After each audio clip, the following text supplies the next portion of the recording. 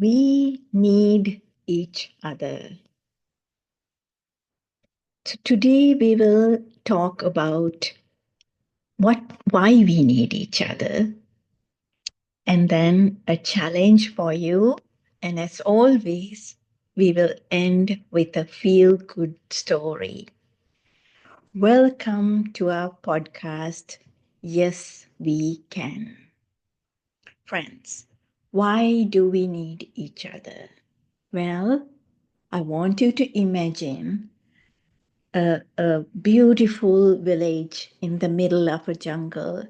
You, me, and a few friends have created this beautiful place for us to live. But we need warriors who can protect us. And then we need caregivers who will take care of us when we are ill or when we are hurt. So, who are the people that we will choose to be our warriors? They should be people with a personality trait where they respect authority and they are very loyal to their group, and they should be comfortable working together but in a hierarchical pattern so that they can follow their leader. That would be the ideal warrior. Now let's look at a caregiver. We want someone who's caring, who's empathetic, and then they too need to work together, but more in a network setting where it's a group of equally powerful people. So that would be the kind of person we would like to have as a caregiver. Now, friends, I want you to look at your conservative minded friends. They respect authority, they have tremendous group loyalty, and they are very comfortable working together in a hierarchical manner. Now, let's look at our liberal friends. They are empathetic, and hence the reason they are called snowflakes. And they prefer and thrive working together, but more in a network setting. So now you see the only way we can thrive in this beautiful village that we created is if conservative minded people work together with liberal minded people, or in other words, the warriors and the caregivers work together. That is when our village functions the best. Now, there are two other concepts I'd like to share with you. One of them is that these two personality traits, the warrior and the caregiver, these are seen all over the world. They will have different labels, but these personality traits will be seen all over the world. And the second fact I wanted to share with you is a concept called the normal distribution curve or the bell curve. So, if you look at anything to do with human beings, it will fit in this pattern where the majority of us will be in the center, but just like a bell tapers down, uh, the there'll be a minority with other traits. So, for example, there will be extremely short people, but they'll be a minority.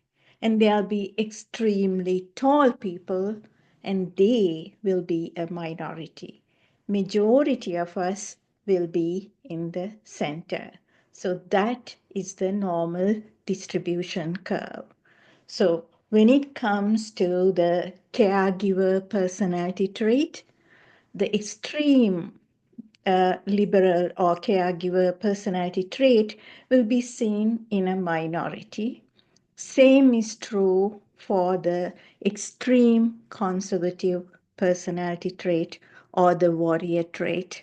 Majority of us will fit in the center where we will have a certain amount of the caregiver personality trait and a certain amount of the warrior personality trait. Again, what I really wanted to highlight today is if our beautiful village is to function properly, we need the warriors and the caregivers to work together, not against each other.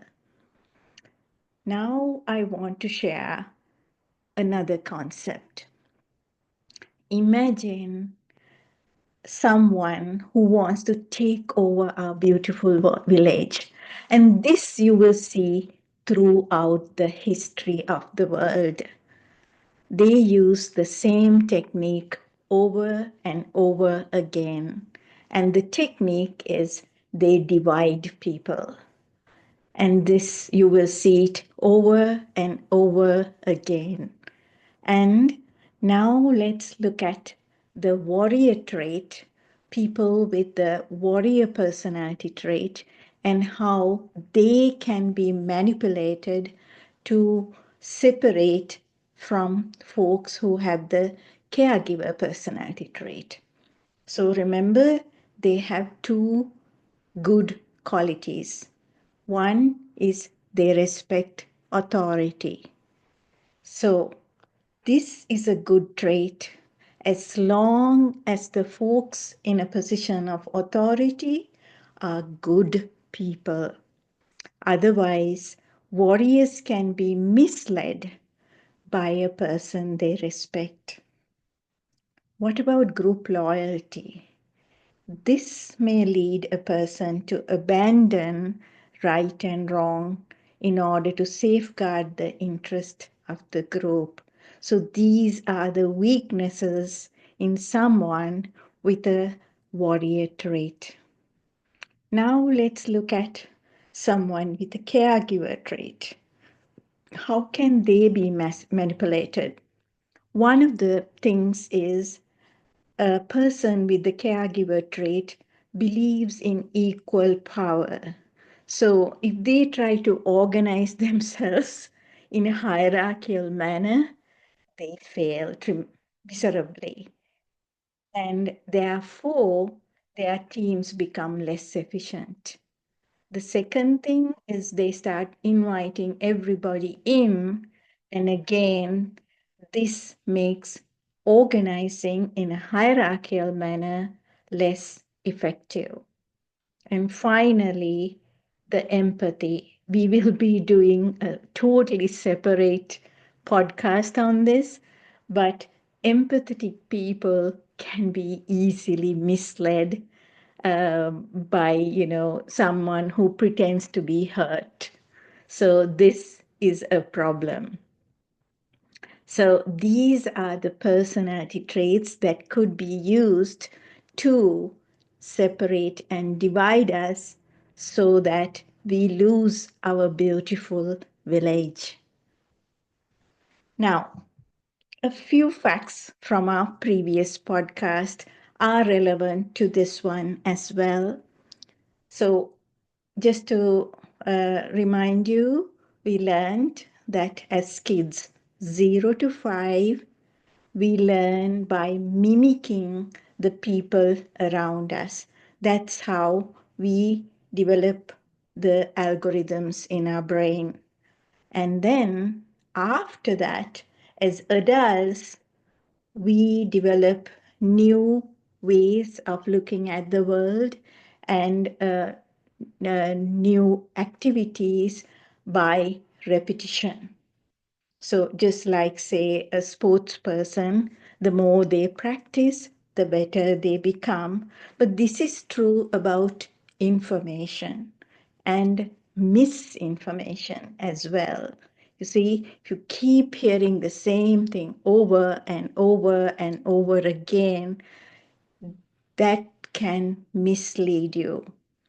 Long ago, we got our information by talking to each other as human beings, but recently, a lot of us are lonely and do not have a lot of human contact. Instead, we get our repetition from social media and the television. So this becomes a lot easier to mislead us because if you hear the same thing over and over again, our brain will start accepting it and changing the worldview we have. So, in addition, we talked about how stress adds to this problem. And as we mentioned in our previous podcast, stress is common to everyone, rich, poor, powerful, not so powerful. It doesn't matter. They have different types of stress, but the body doesn't know these different types.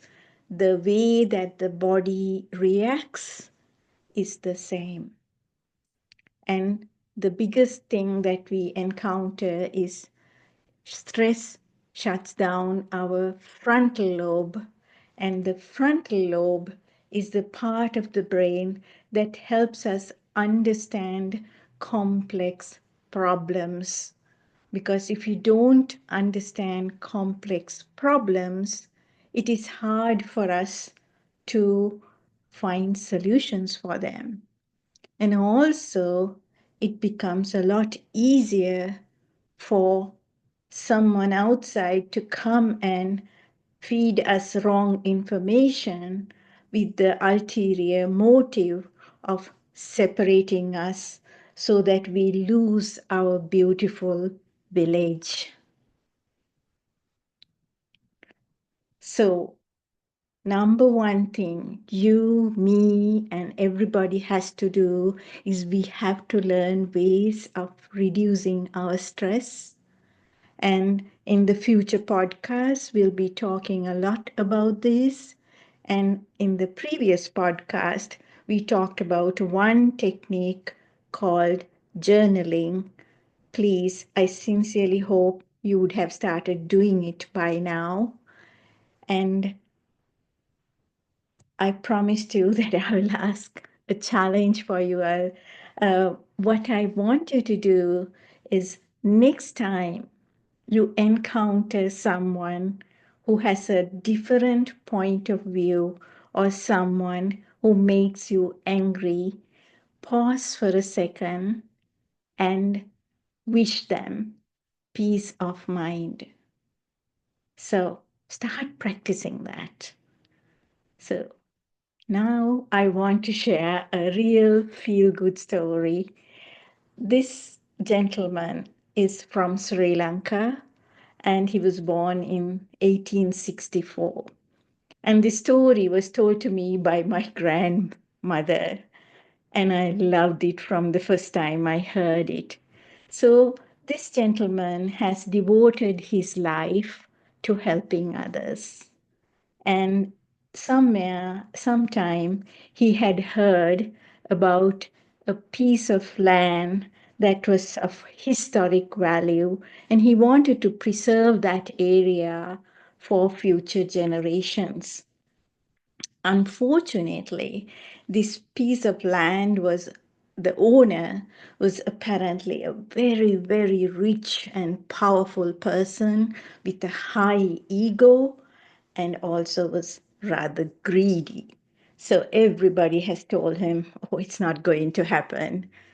So what he had done was he had created a cutout of this person, life-size cutout, and for 1 month, for a few minutes, he had spent wishing this gentleman well.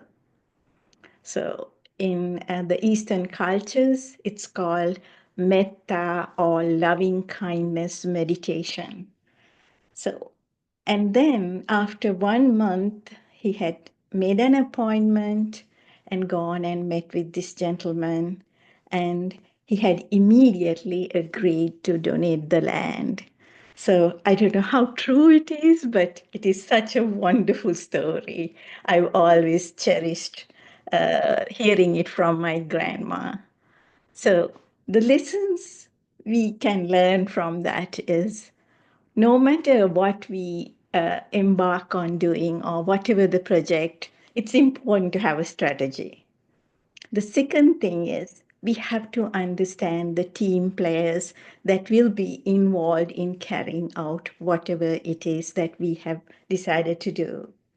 And to me, the most important lesson is if we wish others well and work with compassion as our main value that we revere, I think the chances of us succeeding is much more.